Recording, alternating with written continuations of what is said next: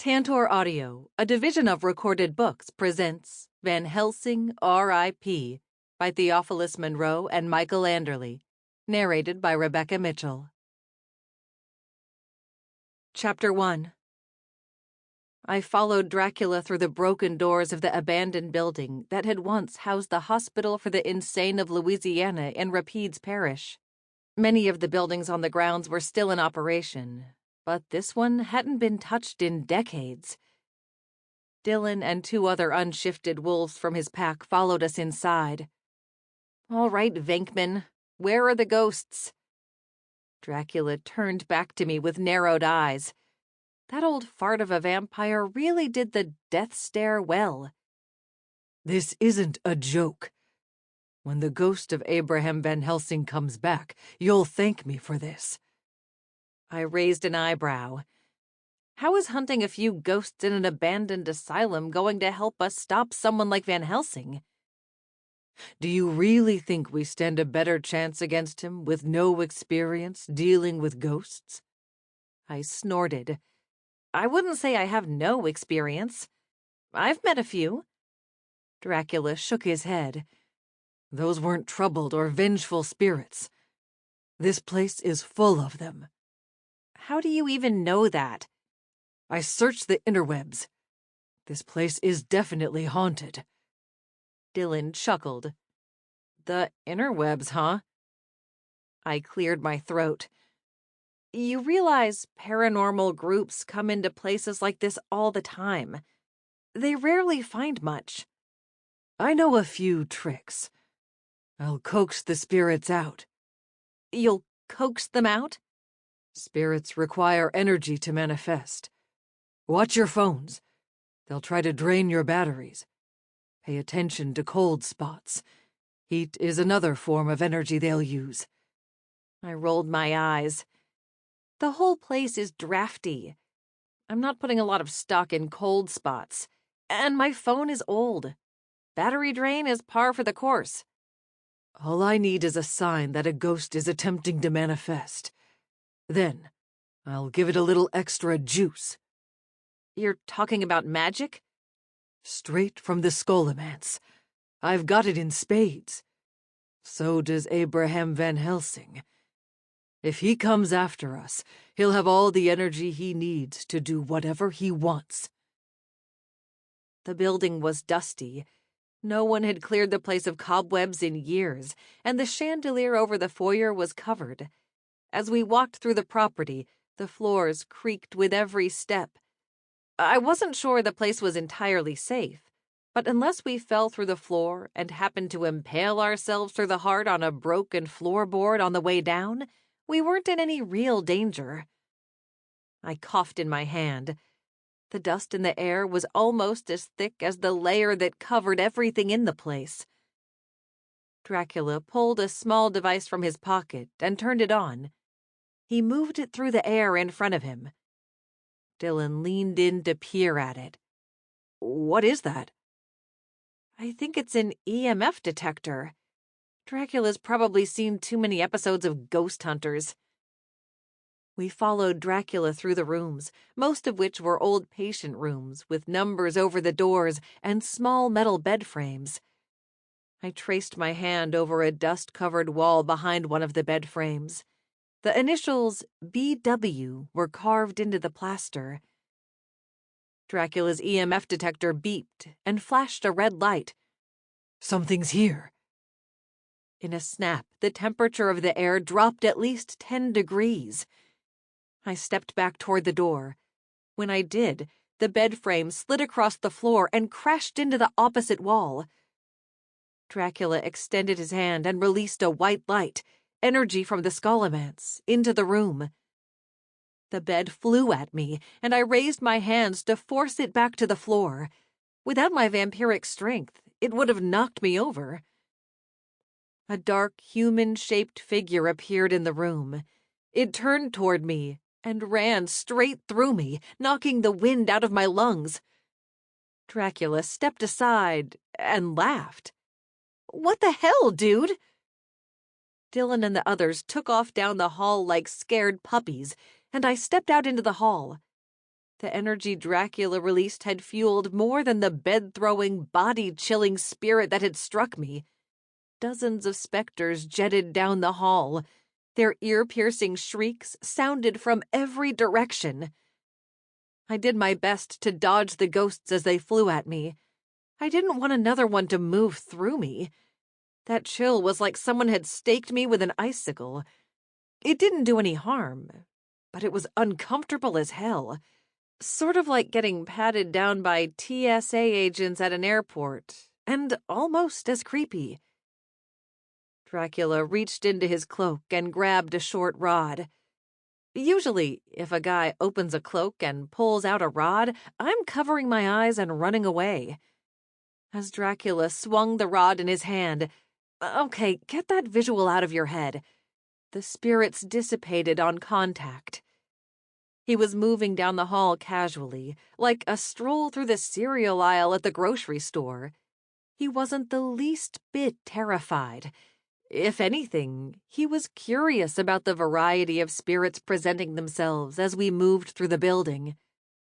Dracula reached into his cloak again and handed me a small cylindrical canister of salt. Pour a line down the middle of the hall. Why? What is this going to do?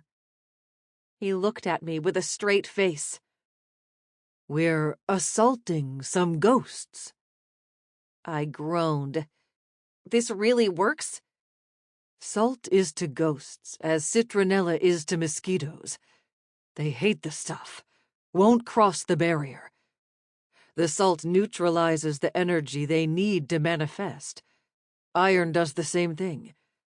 The ghosts I dispatched already will rematerialize somewhere further down the hall, and the salt will contain them in the back of the house. I poured a narrow line of salt across the hall. A few spirits behind the line were still swirling around, but they weren't charging at us anymore. I pulled out my phone to take a picture. No one would believe it, and they'd think I faked it. Still, if you see a ghost, if you can't capture it with one of those Ghostbuster traps, the next best thing is with a photo. My phone was dead. Damn it! Think the ghosts drained it? Dracula's eyes darted back and forth. We came prepared. Assault and battery. I stared hard at Dracula for a few seconds. Your joke doesn't work.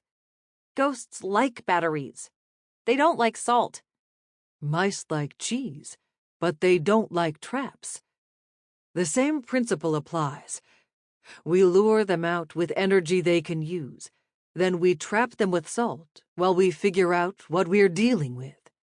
They're ghosts, Drac. Not much to figure out. Dracula shook his head. This is why we're doing this. These are ghosts who don't have a grudge against us at all. They're a bit wily. I suppose it makes sense. These spirits reside in an old asylum. They aren't necessarily out for blood. Speaking of going out for blood, I could use a pint of B positive right now. Dracula nodded. Getting struck by a spirit can take a lot out of you. It makes sense you'd be hungry. We have plenty of blood back at headquarters. The chandelier over my head in the entryway shook. Dracula shouted, "Get out of the way!" as the plaster in the ceiling cracked. I jumped away just before the chandelier crashed to the floor.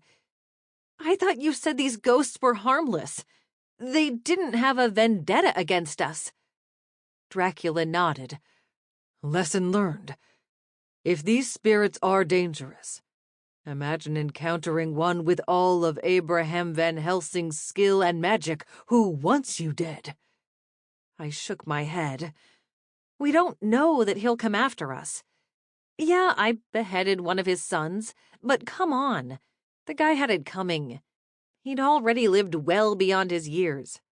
Plus, we found his youngest son and brought him back to him so he could be saved. Abraham should be grateful. I wouldn't count on it. Abraham Van Helsing's ghost tolerated us at the Scholomance because he had no choice. We were pursuing the path of light. That man wanted nothing more in life than to eliminate me. You weren't the one who killed his son. You took Samuel back to him at the Scholomance. I spent some time talking to him while you were pursuing the path of light. He wasn't a bad guy. A bit lonely, but now he has Samuel. The door to the building blew open and created a vacuum that blew my salt line away. Well, ain't that the balls? Dracula tilted his head. Though, what? Never mind. We should get out of here. These ghosts might not have a personal vendetta against us, if they're ghosts at all. But I'm beginning to suspect we aren't exactly welcome. We're investigating ghosts at an abandoned insane asylum, and you expected they'd welcome us with a calm and rational response? Dracula grinned. At least you know a little more about what we might be facing. And we have a great place to train.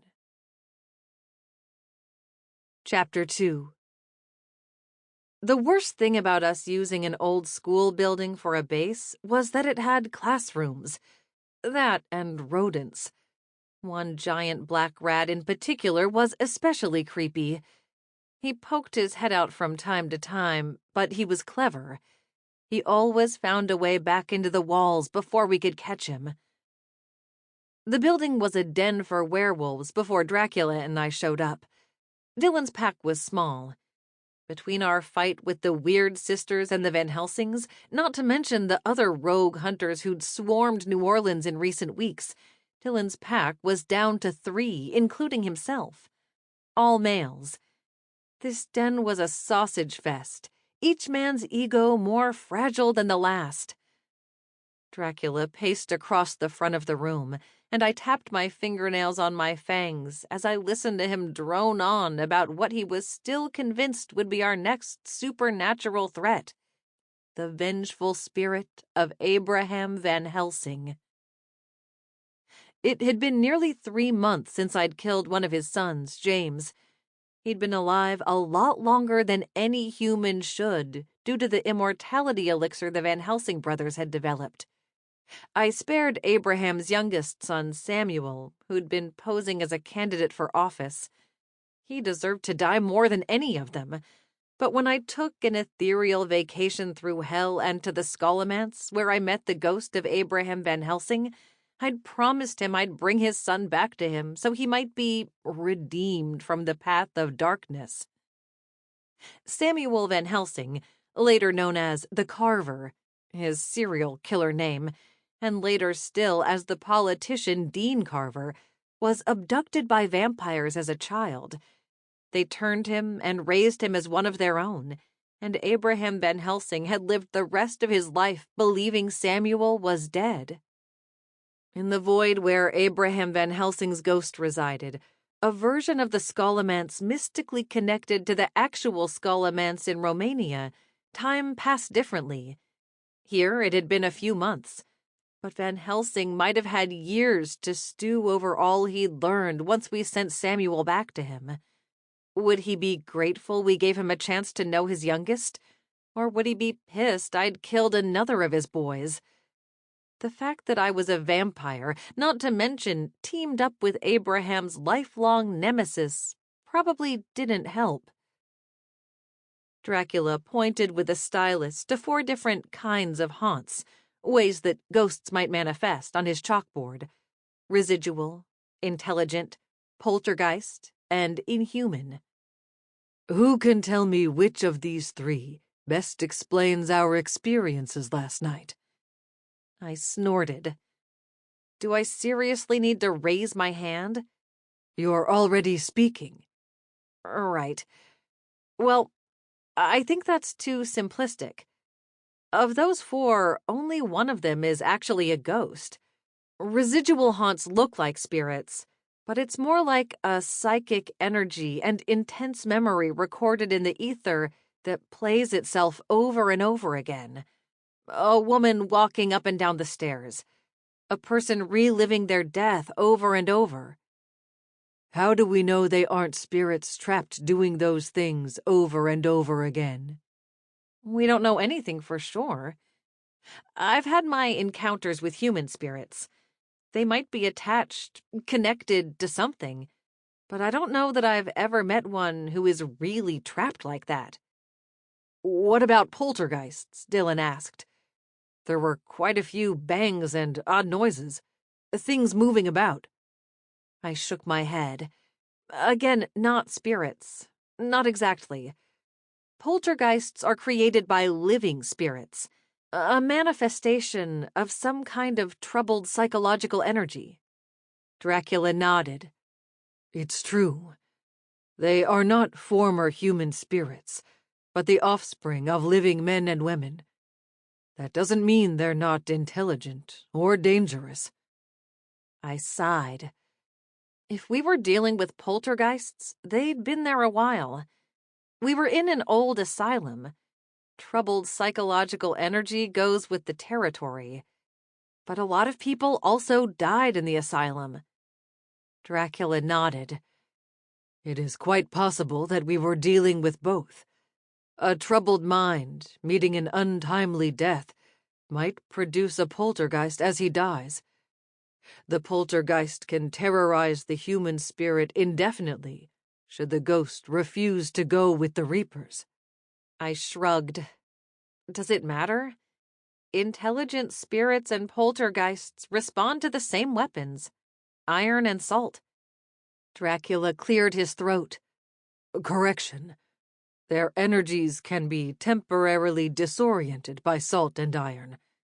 To properly place a human spirit at rest, whatever ties them to this world must be destroyed. When it is, their names will appear again to the Reapers, and they'll arrive to harvest the soul. How do you kill a poltergeist? Dylan asked. Dracula grimaced. That's more complicated. The first step is usually to identify the human responsible for the poltergeist's existence. It's not strictly necessary, but it's difficult to discern the second step otherwise. The second step requires pacifying the particular angst that fueled it when it was born. A task much simpler if the poltergeist's maker still lives. I raised my hand. So, if the person who made the poltergeist created it out of rage, you have to calm them down? Not exactly. If someone births a poltergeist out of rage, they must make peace with the source of their anger. If they do, the poltergeist's energy will fade and die. If birthed out of fear, they must overcome their fear. And if the person who made the poltergeist is already dead? If the spirit remains on the earthly plane, the same principle applies. If one can contact the spirit, it's possible to help the spirit overcome their angst. And if the spirit has already moved on? Then there is no way to pacify the spirit's angst. Even if the spirit is at peace in the beyond, the poltergeist will continue to act out the spirit's original angst, unless the spirit is brought back to the earthly plane. That's possible. Zoe and I did that with Roy when we brought him out of Hades and put his spirit into the body of a golem. Now he's the boatman of the River Styx. They say destiny is a cruel mistress. I say she has a sense of humor. The vampire moved on. The other method to eliminate a poltergeist is to create one yourself. A poltergeist can kill another poltergeist. That can't be easy. Aren't poltergeists usually created by accident? Dracula beamed, and I felt like a star pupil. There's a spell, one I learned in the Scholomance. It's painful. One needn't be a master of the Scholomance to do it. One only need have a soul. Then these words must be spoken. He wrote words in Greek letters on the chalkboard, and an English transliteration beneath it. Egeira, Penoma, Ancus. Do not say it aloud. It means, arise, spirit of angst. If your angst is focused on the poltergeist, it will destroy the poltergeist you seek to kill. Once it is done, provided your angst was channeled solely against the poltergeist, the entity you birth will die with the poltergeist it kills. I was impressed. Did you learn all this shit about ghosts and haunts in the Scholomance? He shrugged. And from experience, when a vampire kills and drains a victim, many of those spirits die with angst. Sometimes poltergeists emerge. If the spirit does not go with the reapers, vengeful ghosts remain. I've handled my share of both sorts over the years. What about inhuman haunts? Dylan pressed. I don't think that's what we were facing at the asylum, Dracula said. Probably not, I agreed. But in the spirit of learning, what can you tell us about those? Dracula sighed. They're the most dangerous sort. They are beings who are native to the astral realm, but can also interact with the earthly plane. Demons are one sort, the most dangerous. There are also sprites, fairies, and even disembodied gods. There are methods to deal with such things, exorcisms and the like. Such methods are not always reliable. There's also Zoe, I reminded him. She can reap creatures like that. Yes, of course. Let us hope if we ever encounter something like that, she'll be nearby and willing to help. Well, thankfully, if your fear is correct, if Abraham Van Helsing comes back as a vengeful spirit, he's very much human. And also a master of the Scholomance. There's no telling what sort of creatures he might summon as instruments of his rage, Dracula pointed out. Can a ghost create a poltergeist? I asked. It's possible, he allowed. But Van Helsing is a master of the path of light. Surely he wouldn't call forth demons or anything nasty like that. Dracula shook his head. The path of light isn't so different than the path of darkness. It's but a mirror image. The difference between paths is not so stark as the divide between good and evil. One can work through either path to do great good or great evil. Even then, it's not always clear what's right or wrong. Justice is often exacted alongside vengeance. When kings and governments kill, we call it justice. When individuals do so, we call it murder. But what if the king's or judge's motives are less pure than the individual who takes a life of his own accord? Tyrants throughout history have committed many atrocities and genocides. Who would fault an individual who took it upon himself to execute such a tyrant? Heroes and villains only exist in the comics, I pointed out. Dracula pointed at himself and grinned. You're looking at history's perennial villain. We make villains of those we fear, and heroes of those whose valor supports our interests. I nodded. Even vampires can be heroes. Dracula bowed his head. And virtuous men, heroes of old, like Van Helsing, can easily be villains. It's choice, not nature, that makes us one or the other. Chapter 3. I'd hoped that the trip to the asylum was a one-off, a chance to familiarize ourselves with what ghosts could do and how we might stop them in case we ended up facing off with Abraham Van Helsing. I still wasn't convinced he'd attack. Yeah, we'd killed James Van Helsing, the Van Helsing brother most responsible for his siblings' experience wielding magic of various sorts.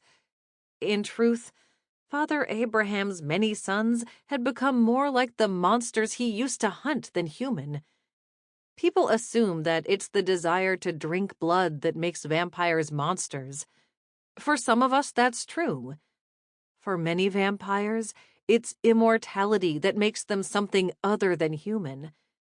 After centuries of death, losing everyone that tied them to their earthly lives, and seeing all the evil committed at the hands of humans, immortality drives a wedge between oneself and one's humanity.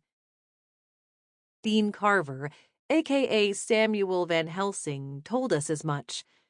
They'd aligned with the Weird Sisters to overthrow the world's governments, not because the Van Helsings were suddenly cozy with vampires, but because they shared a perspective on the world that saw more injustice and more bloodshed committed by humans and their governments than all the so-called monsters combined. Alexander and Reginald Van Helsing were still out there. We hadn't encountered them in months. Still, given that they were a flesh and blood threat with more than enough reason to hold a grudge against us, Dracula's disproportionate preoccupation with dead Van Helsings was bothersome. Technically, Samuel wasn't dead. We delivered him to the Scholomance in the void to his dead father while he was still breathing. I was more worried that he might come back and, as a vampire, use the sire bond that he'd used to turn the President of the United States to relaunch his original plan. We had taken Samuel to Abraham in the Scholomance precisely because Abraham believed he could help his son and lead him down a nobler path. That Dracula turned from his villainous ways meant that it was possible that Samuel could be reformed. Was it likely? Who was I to say? Dracula's history with Abraham Van Helsing explained much of his fear. Dracula was concerned that, rather than Abraham turning Samuel to the light, Samuel might tempt Abraham dark, presumably by revealing that I'd beheaded James. Now that some months had passed, I was beginning to think that we should have been upfront with Abraham about what had happened. We could have explained the situation. Anything Abraham might have learned about the incident since then would have come from Samuel. Given Dracula's experience dealing with Van Helsings, I couldn't dismiss his concerns out of hand.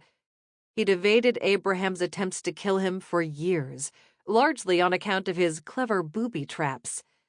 Alexander and Reginald couldn't show up at the schoolhouse without us knowing it. Their immortality elixir ensured that none of the traps would kill them on the spot, but the darts activated by pressure plates under the floor, tripwires that triggered blowtorches, and intense electrical current running through the window sills would at least slow them down and give us a chance to apprehend, if not kill them, before they got inside. How do you kill an immortal Van Helsing? Beheading alone wasn't enough unless we separated the head from the body. To make it permanent, we could smash their heads. None of those traps would prevent a ghost from infiltrating the property. To do that, Dracula had us mix salt with paint and spread it on the exterior walls. The problem was that ghosts could pass through matter. They weren't bound by the laws of physics. A clever spirit, like Abraham Van Helsing, could still float in from the ceiling or through the floors by passing through the ground below. All he'd need was a single crack, and his entire ghastly form could rematerialize inside the building. It was a lot like trying to mouse-proof a house. No matter how many gaps you think you close, they always find a way in. At least with salt covering the walls and as much of the ceilings and floors as we could manage, the ghosts would have limited options for entry or exit. While Dylan, along with his fellow werewolves Logan and Ian, were painting the place, Dracula had me working the computer. My task was to identify any patients who died at the old mental hospital. Dracula wanted to go back. He wanted a plan to put those spirits to rest. Considering that we could have been dealing with both intelligent ghosts and poltergeists, it was a tall order. To complicate things, we were also a night away from a full moon, which meant Dylan and the wolves would have to leave for a couple of nights. They were tame wolves, relatively speaking, and they wouldn't kill anyone. Contrary to popular belief, most werewolves weren't Sample complete. Ready to continue?